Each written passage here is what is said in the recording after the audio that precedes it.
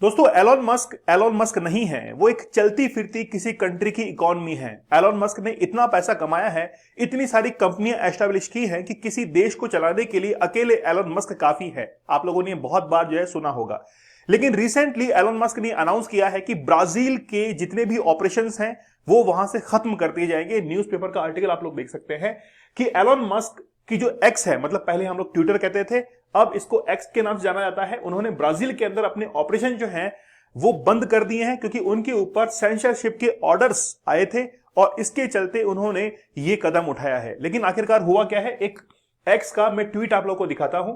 The decision to close the X office in Brazil was difficult, मतलब ये decision जो था वो बहुत डिफिकल्ट था, but if had agree to Alexandre, मतलब इसके बारे में हम लोग बात करेंगे। ये सुप्रीम कोर्ट के जज हैं अलेक्जेंडर डी मॉरिस, इनके बारे में हम लोग बात करेंगे। इलीगली, मतलब इन्होंने कहा है कि सीक्रेट सेंसरशिप ऑर्डर उनकी तरफ से आए थे प्राइवेट इंफॉर्मेशन शेयर करने के लिए, कि डिमांड की गई थी उन प्राइवेट इंफॉर्मेशन की। There was no way we could explain our actions without being ashamed, मतलब ये एक्सप्लेन नहीं कर सकते हैं अपने एक्शंस को, लेकिन डिमांड की गई थी सुप्रीम कोर्ट के जज के द्वारा कुछ इंफॉर्मेशन की कि आखिरकार वो सीक्रेट इंफॉर्मेशन क्या है जिसको हैंडओवर करने की बात की गई थी। लेकिन फिर अगले ही ट्वीट में ये कहा कमिंग शॉर्टली, मतलब जल्द ही हम लोग x will publish everything demanded by Alexander, मतलब अलेक्जेंडर जो डिमांड कर रहे थे उसके बारे में एक्स जो है वो जल्दी ही पब्लिश करेगा। And how those requested violate Brazilian law, मतलब किस तरीके से ब्राजील का लॉ जो है वो वायलेट हुआ है। साथ में ये भी लिख दिया है शेम अलेक्जेंडर शेम, मतलब आपको शर्म आनी चाहिए। तो ये तमाम बातें हुई हैं, लेकिन इसके पीछे आखिरकार क्या स्टोरी है, क्या स्टोरी लाइन है, वो हम लोग यहां पर कवर करेंगे। आप लोग हमारे 10,000 MCQ बैच के साथ में जरूर जुड़िए। हिस्ट्री, पॉलिटी, ज्योग्राफी, इकोनॉमी हम लोग कवर करेंगे।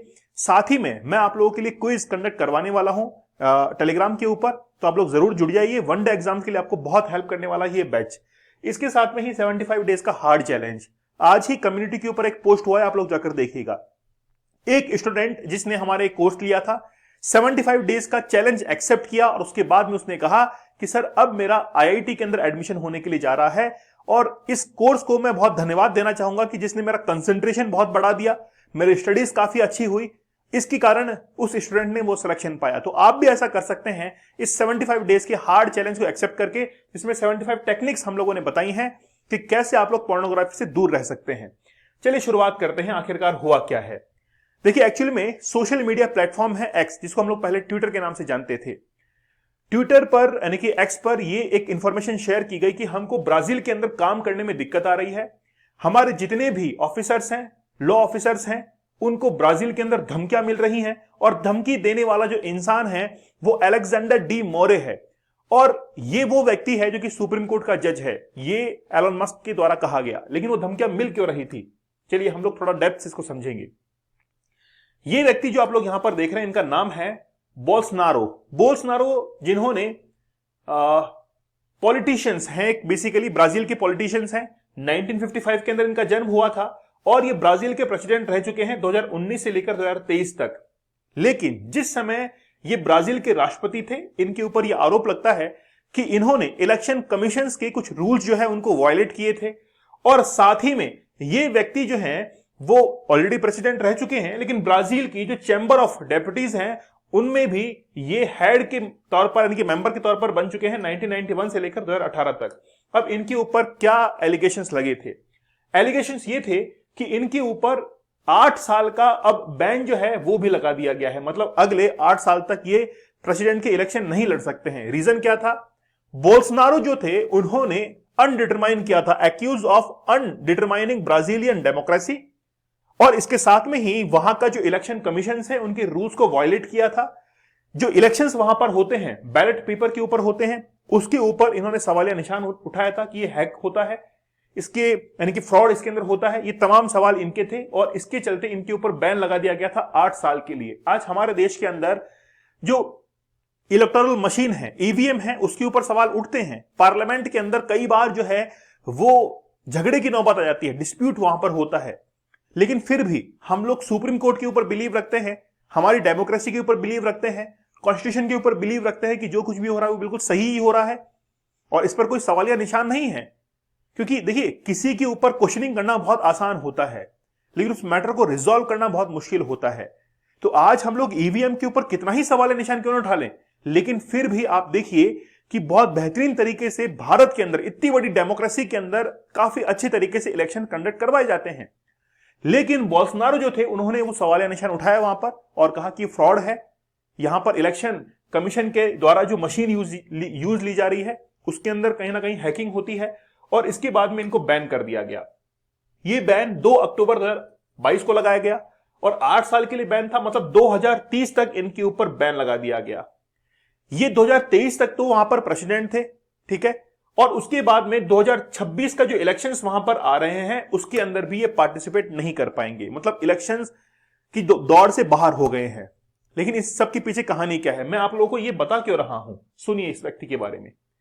अलेक्जेंडर डी मोरिये, इन्होंने हाल ही में ऑर्डर पास किया, सेंसरशिप ऑर्डर था एलोन मस्क के खिलाफ, और इन्होंने कहा कि जितने भी अकाउंट हैं एक्स के ऊपर इनको बैन कर दीजिए। 300 अकाउंट्स थे, उनको बैन करने का डिसीजन लिया।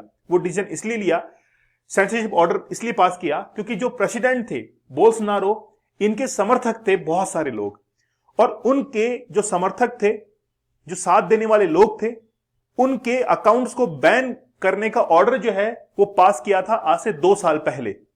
किसने? इन जज साहब ने, जो जज थे, इन्होंने ऑर्डर पास किया था।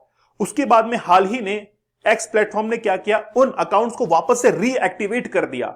तो रीएक्टिवेट करने के बाद इन्होंने वापस से ऑर्डर निकाला कि उनको बैन कर दिया जाए, और इसके लिए एलोन मस्क तैयार नहीं थे कि हम उन अकाउंट्स को वापस से डीएक्टिवेट नहीं करेंगे, उनको एक्टिव रखेंगे। और इसके चलते इन्होंने कहा कि हम जो है आपकी कंपनी को ब्राजील के अंदर बैन कर देंगे, और फिर एलोन मस्क ने खुद ने कह दिया कि आप बैन करेंगे उससे पहले ही हम यहां से चले जाते हैं। एलोन मस्क ने यह भी कहा कि ये जो जज हैं मौर्य, इन्होंने हमारे जो लॉ ऑफिसर्स हैं ब्राजील के अंदर उनको धमकी दी कि आप अपने रूल्स एंड रेगुलेशंस को तोड़ रहे हैं, इसलिए आपके ऊपर कुछ भी हो सकता है। ऐसी कई सारी धमकियां जो है वो दी गई। तो इसके चलते एलोन मस्क ने डिसीजन लिया कि मैं जो है वो यहां से चला जाऊंगा, लेकिन फिर भी कुछ ऑपरेशन जो है वो हमारे बाकी रहेंगे ब्राजील के अंदर। तो ये बेसिकली एक पॉलिटिकल मूव लेता जा रहा है कि किस तरीके से एक जज जो है वो पॉलिटिकल पार्टी को सपोर्ट करने के लिए तमाम बातें कह रहे हैं, ऐसा इनके ऊपर आरोप लग रहा है। लेकिन एलोन मस्क के लिए कोई नई बात नहीं है। एलोन मस्क ने कुछ समय पहले ही, मतलब ये बात है फरवरी 2024 की, उस समय एलोन मस्क ने ये डिसाइड किया था कि न्यूरोलिंक और स्पेस एक्स जो है उसको डेलावेयर से हटाकर वो न्यूरोलिंक को ले आएंगे नेवाडा के अंदर, और डेलावेयर से हटाकर टेक्सास के अंदर ले आएंगे स्पेस एक्स को। और ये स्पेस एक्स और न्यूरोलिंक ब्राजील से ऑलरेडी क्विट कर चुकी है, एग्जिट कर चुकी है। इन्होंने अपने ऑपरेशंस ब्राजील से भी बंद कर दिए थे। लेकिन बात यह है कि आखिरकार डेलावेयर के अंदर ये सारी कंपनियां एस्टेब्लिश क्यों होती हैं? एलोन मस्क की जितनी भी कंपनियां हैं उनमें से 70% जो कंपनियां हैं वो डेलावेयर के अंदर है। यूएसए की बहुत सारी कंपनियां डेलावेयर के अंदर है। और फिर एलोन मस्क ने यह कहा था कि जितने भी लोग हैं जिनकी कंपनी के हेड ऑफिस डेलावेयर के अंदर है वहां से हटा लो।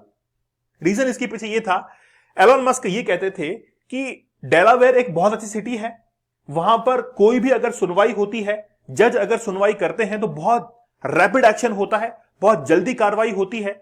लेकिन कुछ समय से उनके ऊपर कुछ आरोप लग रहे थे। आरोप क्या थे? एलोन मस्क ने हाई पेड सैलरी, लगभग 3 लाख करोड़ की सैलरी जो है वो उठाना शुरू कर दिया था। तो डेलावेयर से एक डिसीजन पास हुआ कि आप जो हाई पेड सैलरी ले रहे हैं, इतनी सैलरी आप नहीं ले सकते हैं, इस सैलरी को कम करो। आप किसी कंपनी से इतनी सैलरी नहीं उठा सकते हैं। एलोन मस्क ने कहा कि मेरी कंपनी है, मैं कुछ भी मेरी कंपनी के साथ कर सकता हूं, मैं कितनी भी सैलरी लूं, मैं कमाता हूं। लेकिन फिर भी ये डिसीजन वापस से नहीं लिया गया और उन्होंने अपनी कंपनी जो है वो डेलावेयर से क्या कर दी? शिफ्ट कर दी थी। अब एलोन मस्क ने यह भी कहा कि बेसिकली वो जो जज हैं, वो जो अलेक्जेंडर डी मोरे हैं, उन्होंने एलोन मस्क से कई बार जो है वो धमकी भरे अंदाज में बात किया था। इसलिए एलोन मस्क ने कहा कि हम लोग वहां से एग्जिट जो है वो अब करना चाहते हैं। तो ये था पूरा मामला कि एक्स आखिरकार ब्राजील से वापस क्यों एग्जिट कर रहा है।